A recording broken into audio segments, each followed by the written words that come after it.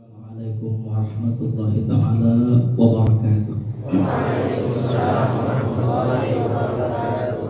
Bismillahirrahmanirrahim. Hamidan lillah wa musalliyan wa musalliman ala Rasulillah wa ala alihi wa sahbihi wa man walah wa qishrah li sadri wa yassir li amri wa hlul 'uqdatan min lisani yafqahu qawli wa saddid lisani wa hdi qalbi bihaqqi sayyidina Muhammadin sallallahu alaihi wasallam wa sahbihi wal ali. Ikhwan wal akhwat yang sama-sama dirahmati Allah Subhanahu wa taala, bersyukur dalam kesempatan yang penuh dengan kebaikan dan insyaallah penuh dengan keberkahan ini. Kita bersyukur dalam artian Allah masih memberikan kita kesempatan maupun perpanjangan umur, sehingga masih diberikan kesempatan pula untuk memulai langkah kita mengambil atau menjadi orang yang memang dipilih oleh Allah Subhanahu wa taala sesuai apa yang pernah ditutur sabdakan oleh baginda Rasul sallallahu alaihi wasallam, may yuridillahu bihi khairan yufaqihu fiddin. Yang maksud daripada hadis itu adalah siapapun orangnya yang memang dipilih oleh Allah. Khairan itu diterjemahkan oleh beberapa ahli hadis menyebutkan adalah yang diartikan sebagai ilmu agama, dan ada juga sebagian pakar tafsir hadis menyebutkan adalah istiqamah dalam artian husnul khatimah.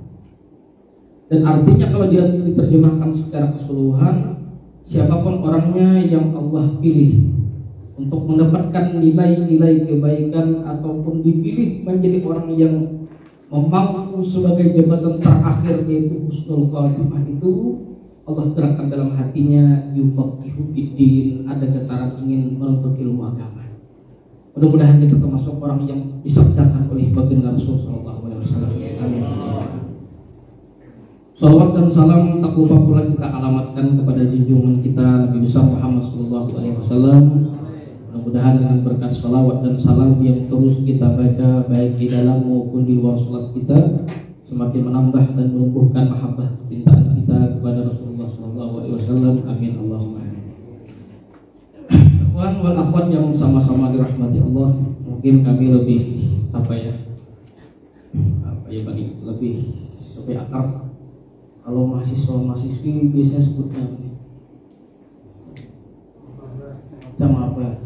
Saya punya bahasa sendiri, sama dan jamin. Calon mahasiswa dan calon mahasiswa, tapi bukan abi dan umi. Jadi sama dan jamin, sama cami yang sama dirahmati Allah Subhanahu wa taala. Kalau kita berbicara karakter, tentu sangat banyak ya dalam hal ini.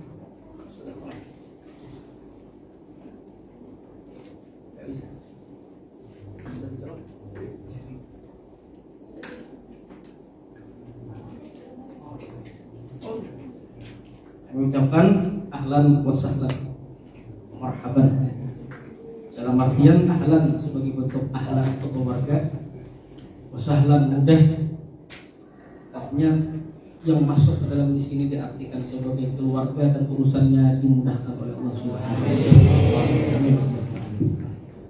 Ya. Judulnya kemarin membuat saya agak bingung juga. Mahasiswa bersinar, memang ada satu center mukanya. Satu orang untuk saya.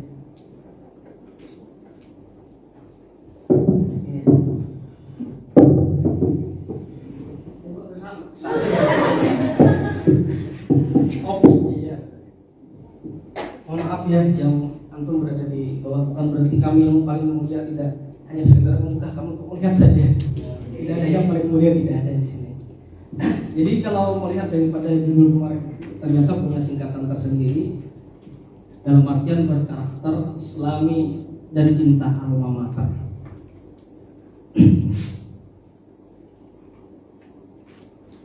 Kalau kita dari lihat judul ini kan biasanya kalau kita lihat itu hal-hal yang berhubungan dengan karakter itu tidak jauh dengan watak, perilaku segala macam. Tapi ternyata karakter itu justru punya pandangan yang berbeda kalau melihat daripada kalimat sesudahnya Islam itu. Karena banyak yang karakter-karakter tersebut tidak terbimbing dalam artian secara norma-norma agama. Seperti apa? Kita lihat ada banyak warna dalam di sini, menggambarkan begitu banyak karakter sehingga saya ingin lupa minta papan tulis tadi. Saya ingat guru saya menyebutkan ketika beliau pulang daripada Kairo Mesir kurang lebih 10 tahun sampai masuk wilayah yang disebut dengan Qaryah Fir'auniyah. Ada satu kampung yang masih menjaga nilai-nilai tradisi Fir'aun saat itu. Tapi kebanyakannya masih sudah Islam. Tapi gaya-gayanya kadang masih ada. Nah, beliau saat itu ketika balik ke Indonesia berbicara dengan kami, kata beliau, An-nas ajnas, an-nasu ajnas. Manusia itu punya karakter yang berbeda-beda. Kalau seandainya kita paham karena manusia punya karakter yang berbeda ataupun punya perwatakan yang berbeda tersebut, kita tidak akan memaksakan hal tersebut kepada orang lain. Apa yang mungkin kebaikan menurut kita belum tentu itu baik menurut orang lain. Kan sulit meyakinkan bahwa madu itu lebih manis pada lalat, terus sulit. Bagus, ada jenelat yang menang di comberan, kan kaget, sulit. Karena apa? Memang istilah kata itu sumumbuk mengambil bau sulit, tidak bisa. Makanya ketika Nabi memberikan dakwah kepada orang-orang kafir Quraisy tersebut, setelah melaksanakan dakwah beliau mengangkat tangan seraya berdoa, Allahumma fashhad, ya Allah, saksikan hari ini aku telah menyampaikan yang bermaksud adalah hidayah itu hak prerogatif Allah Subhanahu wa taala. Berarti paham? Wa ma ana illa balagh, kata Nabi, aku sekedar menyampaikan saja. Jadi antum yang saat ini berada di kampus di sini, mindset kita, pikiran kita pasti berpandangan aku nanti kita menjadi seorang guru. Kalaupun tidak menjadi guru, tapi menjadi guru untuk anak-anak kita nantinya. Yang sebagaimana Nabi sabdakan di kurang lebih 14 abad masih yang silam, utamanya Nabi berkomentar kepada kaum akhwatnya. Nabi menyebutkan al-ummu madrasatul ula lil abna. Seorang ibu itu menjadi sekolah pertama bagi anak-anaknya. Jadi ternyata yang paling berperan untuk kecerdasan anak itu adalah tergantung bagaimana kecerdasan ibunya yang lebih dulu. Tapi bukan berarti lelaki akan pintar kan? Engkau pintar juga. Maksudnya yang seperti itu. Nah, kalau kita melihat begitu banyak warna, sehingga dalam istilah kata orang Arab menyebutkan adnas, ajnas, manusia itu jenisnya banyak. Saya tidak menyebutkan spesies karena nggak sip jadinya, nggak enak. Beda-beda. Jadi karena kita paham beda-beda tersebutlah bagaimana karakter ulama terdahulu ketika melihat sudah bahasa banjir itu hingga kalau wajah sudah ada seorang juwana memberi hidayah, cuma paham kadang sakit kan kita bukan yang memiliki hidayah, kadang ada sakit hati. Jadi ibaratkan nanti antum ketika sudah selesai di sini, yang mudah-mudahan akan sampai selesai. Ketika sudah mungkin ada yang menjadi guru, antum perlu ingat yang 4 tahun yang lalu, mungkin sudah istilahnya kalau antum sudah lulus, yang sudah saya sampaikan, biar tidak terlalu memaksakan diri, tapi bukan berarti berikhtiar atau berusaha kepada Allah Subhanahu wa taala. Kita hanya sekadar apa yang disebutkan Nabi wa ma'ana illa balagh, aku menyampaikan saja. Terserah nama mentarakan bukan kita, nama mentarakan Allah. Terlihatlah yang biasa kami terapkan di pondok kami tersebut dengan berhadapan dengan 600 santri, berarti 600 kepala yang berbeda. Bukan ukurannya, isinya jadi masalah. Ya, macam-macam di situ. Ada yang Abu Bakar, ya, ada yang Umar, ya, ada yang Abu Lahab, Abu Jahal. Bukan menyebut orangnya ini, ada karakter-karakter itu maksudnya. Sifat-sifat. Karena memang seperti itu masih terjadi. Kata Imam Ali, aku tidak bingung ketika kebaikan dan keburukan itu ada. Karena memang diciptakan. Dasar diulah, yang baik dan buruk itu dasar diulah. Sebagaimana disebutkan oleh Al-Imam Bajuri Ibnu Qasim dalam kitab Tuhfatul Murid Syarah Jawharatul Tauhid itu menyebutkan baik dan buruk itu memang sudah diformat. Lalu manusia diberikan akal untuk memilih, Anda mau di posisi yang mana? Ada Musanya, ada Fir'aunnya, ada Ibrahim, ada Namrudnya, ada Muhammad, ada Abu Lahab dan Abu Jahal.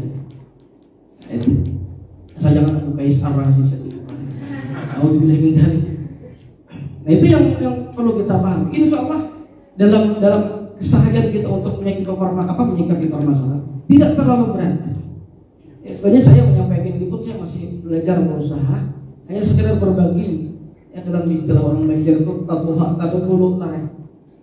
Jarang kamu tak banyak makan uyah sebenarnya. Makanya mau ajak Wandi. Lain bilang istilahnya ada bulu tuh. Jadi sekedar berbagi saja. Kita hanya menjalani sekedar perbulan hidup. Ya. Oleh karena itu, karena sudah berada di kampus kita, tentukan dan luruskan niat kita dari awal. Mau apa nih? Kalau istilah bahasa formalitas itu, mohon maaf, yang pernah mondok mungkin angkat tangan. Gak apa-apa, angkat tangan aja nggak apa-apa. Angkat tangan yang pernah mondok, biar saya paham satu frekuensi sama itu. Gak apa-apa, saya tidak membeda-bedakan, tidak ada dikotomi. Kotak adalah pendidikan sama.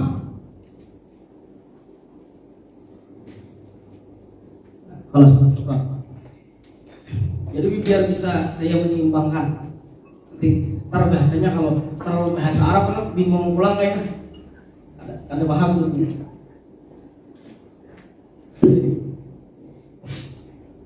Moga teman-teman terus masya Allah. Moga paham seperti itu.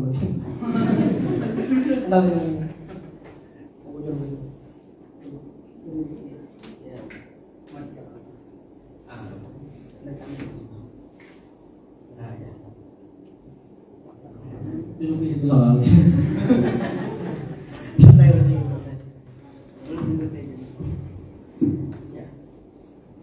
Jangan tahu, saya mungkin di situ. Jangan. Ini coba. Saya ketemu sebenarnya. Khidmat masing-masing. Nah, tentukan dan luruskan niat kita dari awal. Kalau orang pondok mungkin ketika masuk kuliah pelajaran-pelajarannya nggak jauh berbeda, bahkan lebih di bawah. Kesannya apa ya? Dapat ini ijazah. Kalau sudah dari awal yang seperti itu, ada sifat tahqir, meremehkan, auzubillah dari kehayaan.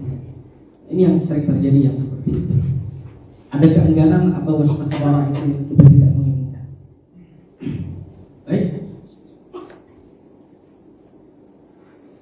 Apa itu karakter? Kita udah masing-masing ya. Saya udah berikan waktu baru sebulan.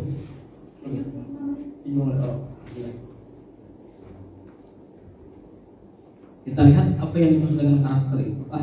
Salah format. Kita lihat. Karakter adalah seperangkat sifat yang bisa saja dikagumi, karena karakternya dikagumi. Adanya tanda-tanda kebaikan, kebajikan, dan kematangan moral. Seorang dalam bahasa agama disebut dengan akhlak. Kita nanti akan berbicara ada adab, ada akhlak. Nah ini yang dimisahkan. Kalau di dunia kampus hal-hal yang seperti itu pasti ada pemilah dan ada pembeda. Kalau di kampung mungkin biasa saja. Bahasanya sederhana. Ini kan adab, ini kan akhlak. Kalau dalam bahasa kampus itu dua perbedaan pasti akan muncul dan punya makna dan definisi atau ta'rif yang berbeda. Nah, ini secara umum dulu bahwasanya karakter adalah seperangkat sifat yang bisa saja dikagumi dengan adanya tanda-tanda kebaikan. Terlihat sekali kebaikan itu. Kebajikan, kematangan, moral seseorang dalam bahasa agama disebut akhlak.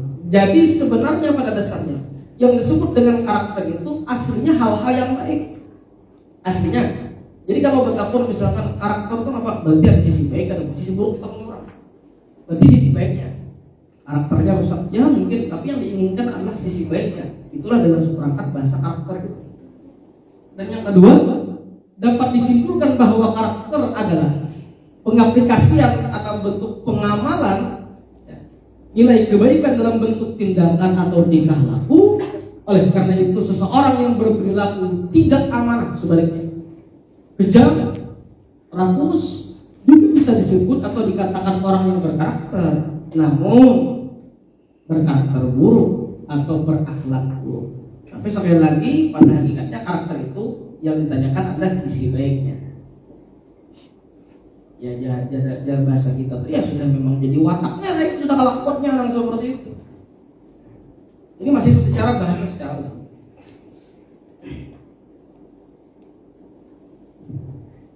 Islam.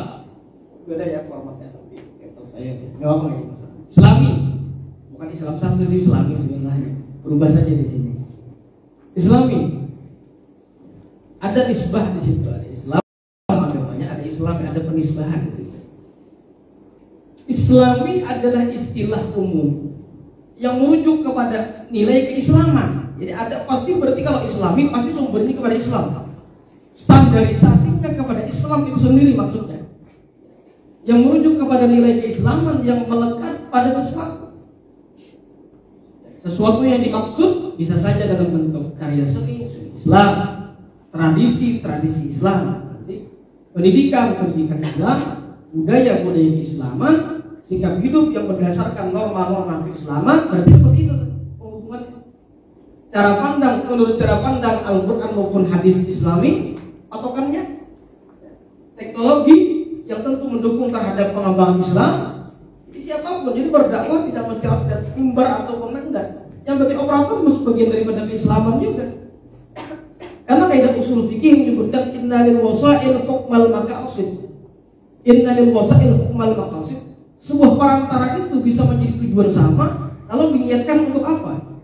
Jadi kalau ini mic di tangan kami pribadi, di tangan anak pribadi, ini bisa menjadi sebuah media dakwah. Maka tidak aja di masalah ini nggak ada hukum. Tapi beda lagi kalau sudah konser di waktu maghrib, nggak isya, apalagi nggak sampai sholat subuh. Beda lagi kasusnya ini. Jadi maqasid ini sebuah tujuan. Produk hukum, lembaga negara dan lain-lainnya. Yang semuanya kalau ada unsur keislamannya maka disebut dengan Islam. Pakaian mak belum tentu. Pakaian Islam belum tentu karena menunjukkan misalkan laki-laki pakai imamah, ulang kita atau sorban itu bukan menunjukkan sebuah keislaman belum tentu. Karena Abu Jahal pun bagus. Sama. Beda. Misalkan kayak gini, itu kan pakai hijab. Kalau orang Jawa bilangnya ini kudung. Kita kan kudung. Nah, kalau disebut dengan yang pakai sini, itu kan masukkan cadar namanya. Dan kalau yang diikat namanya ada yang disebut dengan niqab. Ada lagi yang tertutup sama sekali mukanya gak kelihatan matanya, itu burqah. Hingga perempuan tersebut nggak bisa diketahui ini mundur atau maju. Tertutup benar, tapi ternyata burqah itu menjadi penutup pakaian orang Yahudi. Jadi belum tentu sebagai keislaman. Cuman Islam memberikan patokan bahwa standarisasi cara berpakaian adalah cara yang baik seperti ini dan seperti ini. Semua sudah diformat dalam Al-Quran.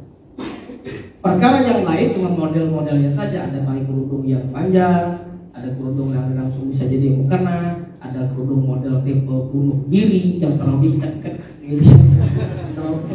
macam-macam ya. Itu modelnya saja seperti itu. Terus pada intinya, segala hal yang dianggap baik, sekali lagi hal-hal yang dianggap baik dari yang telah disebutkan di atas, namun terlepas daripada nilai-nilai norma agama Islam, maka hal demikian bisa disebut Islam. Hal-hal tersebut disebut dengan Islam. Karena standarisasinya adalah mengacu kepada apa yang disebutkan Al-Quran. Kalau melihat fenomena di lapangan kita, jujur secara pribadi, kita ini berada di titik masa-masa terberat yang sebenarnya sudah diinformasikan oleh Nabi. Kata Nabi apa?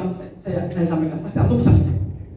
Nabi menyebutkan, kata Nabi, bada'al Islamu ghariban. Hadis ini dalam kitab Riyadhus Shalihin karya Imam Nawawi menyebutkan bada'al Islamu ghariban. Islam itu ketika muncul pertama itu terasing, sangat asing. Dalam artian rasanya kayak aneh. Ketika Nabi menyampaikan orang saat itu, orang-orang jahiliyah itu bukan berarti jahiliyah itu kan secara terjemahnya itu tekstual itu bodoh. Bukan bodoh dalam artian karena pintar, sangat pintar. Tapi dalam artian kebodohan mereka tidak menerima kebenaran yang disampaikan oleh Nabi, padahal kebenaran itu sangat nyata di mereka, maka disebutlah jahiliyah. Itu sejarah yang berbicara seperti itu. Kata Nabi pada Islamu ghariban, Islam ketika muncul dalam keadaan terasing, kayak aneh, primitif jadinya. Sehingga menyebutkan ketika Nabi datang Isra Mi'raj, pulang menyertakan aku tadi dari Masjidil Haram ke Masjid Aqsa, Mereka sudah aneh Abu Lahab pertama kali itu dan Abu Jahal juga. Sehingga ketika Nabi mengumpulkan orang banyak supaya berkumpul dan Nabi menyampaikan aktivitas Isra Mi'raj dan Haram ke Masjid Aqsa sehingga ke atas naik langit, langsung Abu Lahab berkata, "Hai Muhammad, kalau seandainya aku berkata dari Mekah saja ke Masjidil Haram, itu kami sudah sulit untuk memberikan kepercayaan karena berbulan-bulan namanya. Kalau malam ini titik langsung malam berkisah subuh bisa, malam terambangan naik subuh bisa. Ada mungkin? Apalagi kalau seandainya kau sudah ke Masjid Aqsa naik ke atas semakin naik dengan percaya. Jadi itulah sebuah ujian. Kalau kita lihat Abu Lahab itu siapanya Nabi? Marina kan dia. Abu Jahal siapanya Nabi? Kamar. Abu Jahal itu nama lengkap aslinya Amr bin Hisam. Enggak tren kalau sebut namanya Amr bin Hisam. Kita kenalnya Abu Jahal itu nama asli. Jadi Abu Bakar juga bukan. Abu Bakar itu gelar Abu bapaknya Bakar atau bin Ujang, bapaknya si Ujang karena anak beliau Sayyidatina Aisyah Ujang. Nama beliau adalah Abdullah bin Abi Quhafah, nama aslinya. Atau kita sebut dengan Abu Hurairah, itu gelar bapaknya kucing. Karena beliau biasa bawa kucing dengan banyak masukan kucing di sini. Rasul saat itu menyampaikannya dengan agak sedikit bertanya, "Ya Abu Hurairah, bapaknya kucing." Padahal nama beliau Abdurrahman bin Sakhar, nama asli. Itu biasa di dunia kampus harus tahu hal-hal yang seperti itu. Memang di akademik ngomong semuanya terinci seperti itu. Nah itu Nabi menyebutkan Islam muncul dalam keadaan terasing, primitif, kayak aneh gini. Nah, saat ini pun seandainya kalau yang saat ini mungkin biasa-biasa aja pakai kerudung ataupun laki-lakinya pakai sarung, pakai gamis. Ntar masa yang berbeda aneh lagi jadi. Pasti ada semacam dikucilkan, semacam Islamofobia segala macam. Sehingga Nabi menyebutkan fasayaudu ghariban. Entar Nabi akan muncul terasing lagi. Nabi sudah menyampaikan. Ketika sudah Islam begitu muncul dalam keadaan terasing dan di waktu yang berbeda akan terasing lagi, bahkan yang Islam aja kadang-kadang kayak supan gitu nah, menyatakan dirinya sebagai orang Islam ataupun berperilaku sebagaimana orang Islam. Nabi memberikan kabar informasi sekedar menghibur bagi mereka yang bertahan, kata Nabi, fatuba lil ghuraba, untunglah kata Nabi yang masih mereka mau bertahan dengan keterasingan ini.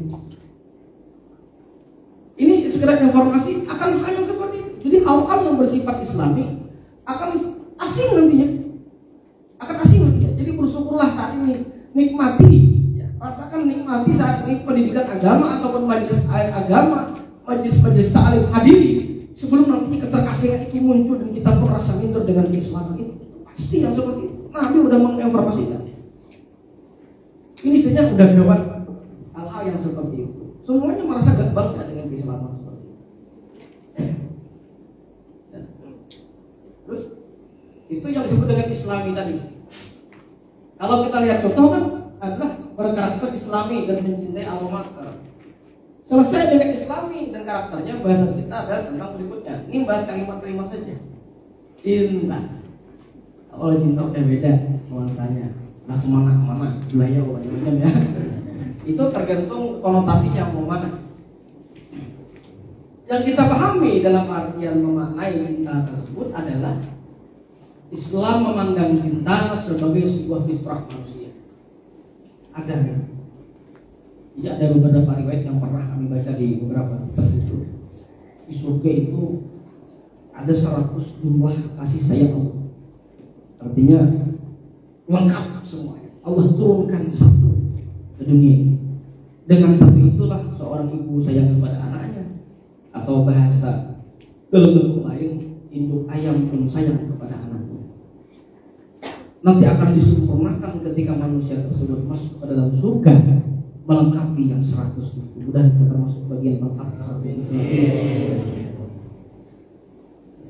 Ketika kita dihadapkan pada persoalan cinta, kita harus bisa membedakan mana cinta yang semu dan mana cinta yang hakiki. Ini yang pasti akan dihadapkan yang seperti ini. Ini secara umum ya dalam bahasa. Jadi kalau kita dikatakan boleh nggak mencintai tersebut, nggak dilarang. Cinta terhadap dunia boleh lah. Macam bahasa. Boleh kan? Boleh. Yang saya salah itu gila terhadap dunia. Orang tua kita itu dunia.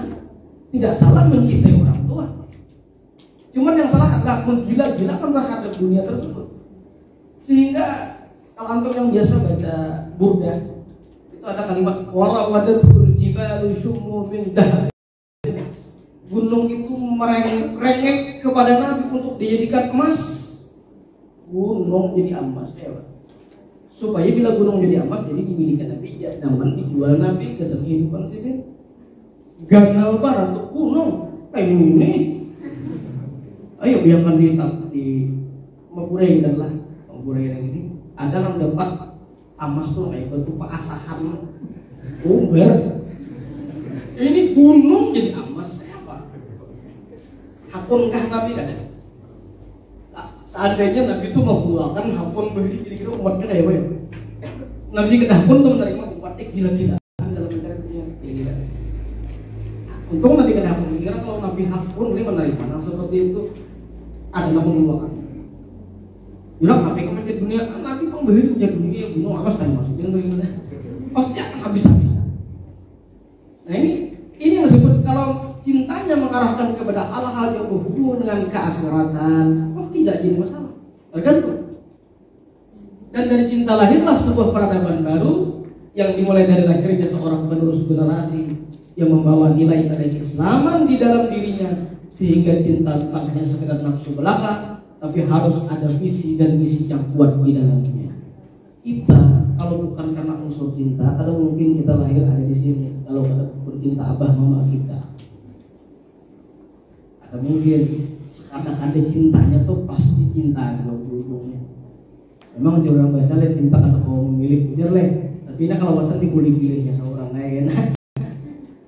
Nah ini yang kita pahami. Kalau memang bukan, kalau hadis yang banyak berbicara seperti itu, karena terlahirnya wujudnya keberadaan kita pun alam ini pun memang semua berasal dari faktor kecintaan Allah kepada Nabi-Nya, sehingga Allah hadirkan manusia ataupun dunia yang bersandar seperti ini. Karena semuanya faktor cinta. Tapi sekali lagi, kemana arah cinta itu dilayangkan? Lalu bagaimana Islam memandang hakikat cinta ini? Kita lihat.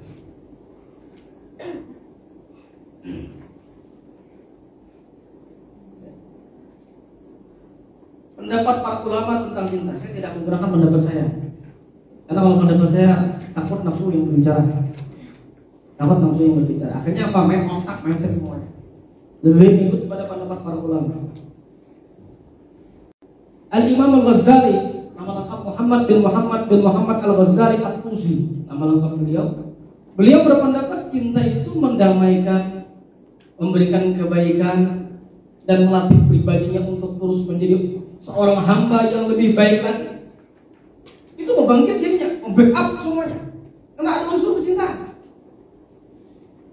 Nah, cinta tentu saja banyak objeknya tergantung bagaimana bagaimana objek menyandingkannya. Diarahkan kepada siapa? Dia menempatkan posisi cinta itu. Satu contoh saja.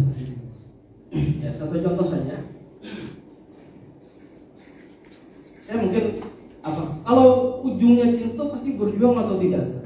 Pasti ya, pasti berjuang. Karena nyandak itu pasti sudah. Saya mungkin bercerita sedikit. Maaf kalau namanya sama. Ada nama orang ini namanya Sulaiman. Ada nama Sulaiman? Ada, selamat. Ya bagus nama Sulaiman. Sulaiman ini ingin melamar seorang perempuan bernama Zubaidah. Ada Zubaidah? Ada, selamat. Sulaiman ingin melamar Zubaidah. Terlihat bagaimana perjuangan cinta tersebut. Dan endingnya seperti apa? Ketika Sulaiman ingin melamar Zubaidah, ya, ketika ingin mengetuk pintunya, memberikan diri, menginjakkan kakinya di depan rumah Zubaidah, ternyata yang membuka bukan Zubaidah, tapi Romlah, ibunya Zubaidah. Kebetulan ibunya janda, udah bertahun-tahun janda. Bahkan ternyata si janda tersebut, si Romlah, sudah lama berdoa kepada Allah semoga Sulaiman melamar dirinya. Maka Sulaiman datang ke rumah Romlah, dikira Romlah melamar dirinya, padahal si Sulaiman hendak melamar anaknya. Persis kayak lagu ya, mencoba melempar manggis Pasti seperti itu ya. Apa itu kata dia bilang, coba melempar manggis kelempar maka aku dapat itu. Mencoba melamar gadis ternyata adalah janda. Tapi bukan seperti itu. Akhirnya yang terjadi apa? Kata dengan senyum sumringah, si Allah membukakan pintu tersebut. Ada apa gerangan di sini? Kata Sulaiman, aku ingin melamar. Belum menyambat Zubaidah, aku ingin melamar. Alhamdulillah katanya. Ucapan benar. Terima kasih Allah kamu mengabulkan. Bingung Sulaiman, misalnya ini. Orang udah melamar seorang, belum ada jawab langsung sudah alhamdulillah. Orang kehimungan kadang-kadang sudah kata lagi. Makanya dalam ilmu psikologi tersebut, volume kebahagiaan orang itu ada batasnya, dan volume kesedihan itu ada batasnya. Kenapa surga tidak ditampilkan dan tidak dinampakkan?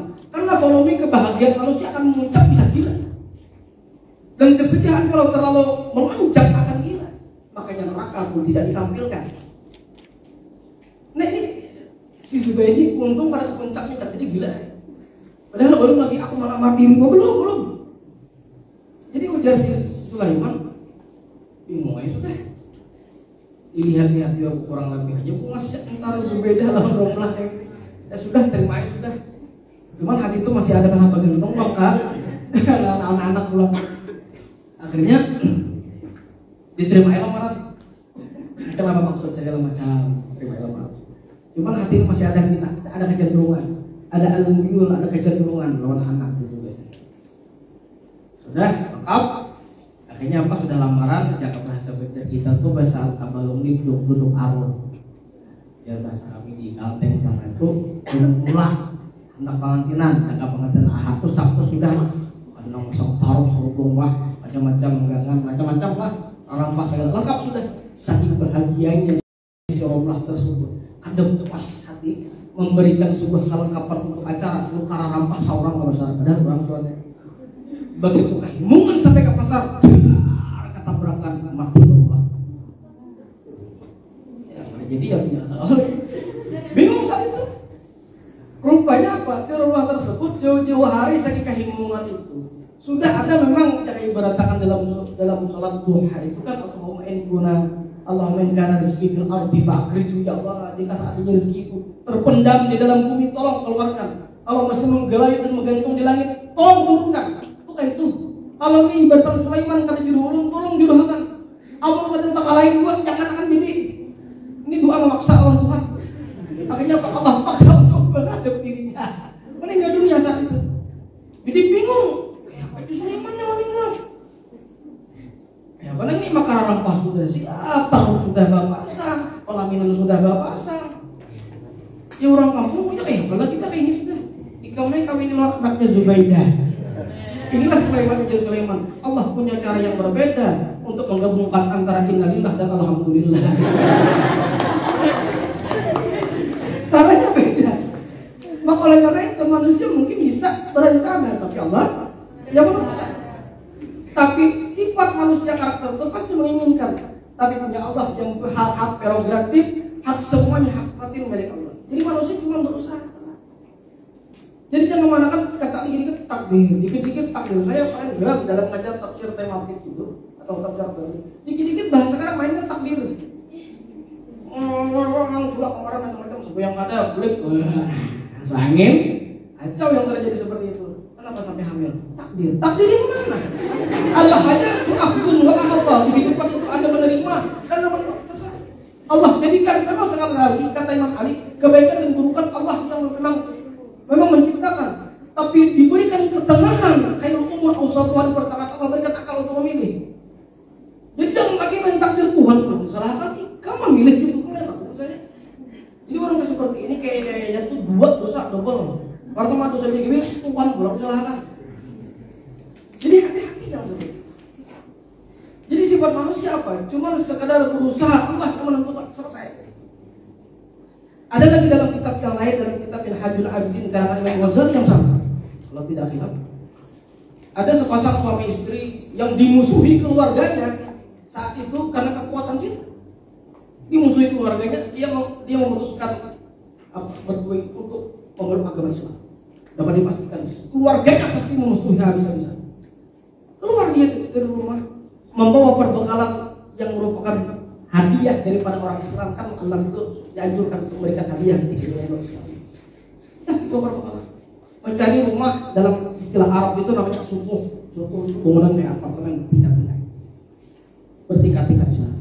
Sehari, 2 hari, 3 hari. Perbekalan itu pun biaya kehidupan semakin minim, semakin minim mendekati habis.